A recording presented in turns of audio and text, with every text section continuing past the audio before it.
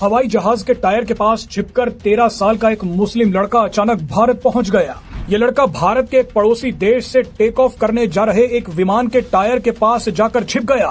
30,000 feet की ऊंचाई और -40 डिग्री टेम्परेचर में टायर के पास दुबककर यात्रा करता रहा और सही सलामत दिल्ली पहुंच गया।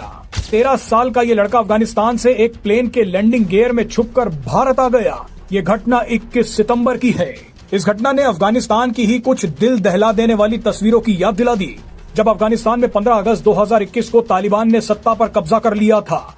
काबुल पर तालिबान के कंट्रोल के बाद कई लोग देश छोड़ने के लिए इंटरनेशनल एयरपोर्ट में घुस गए थे। अफगानिस्तान के नागरिक बस किसी तरह से देश से बाहर निकलना चाहते थे। अमेरिका ने अपने लोगों और सेना को वापस बुलाने के लिए अफगानिस्तान में जो मिलिट्री प्लेन भेजे थे, उसी प्लेन के टायर से अफगानिस्तान के कई लोग लटक गए थे ताकि वो देश से बाहर निकल जाएं। इस दौरान कुछ लोगों की आसमान से गिरने से मौत भी हो गई थी।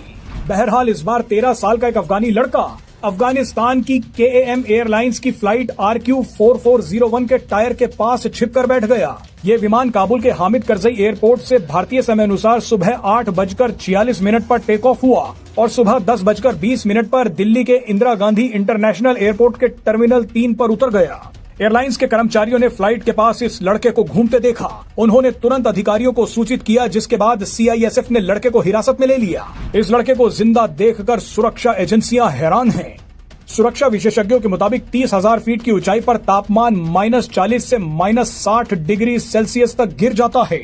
ऑक्सीजन बेहद कम हो जाती है, जिसकी वजह से कुछ ही मिनटों में बेहोशी और मौत तक हो सकती है। लेकिन ये 13 साल का लड़का पूरा सफर तय करके सुरक्षित दिल्ली पहुंच गया। इस लड़के ने अधिकारियों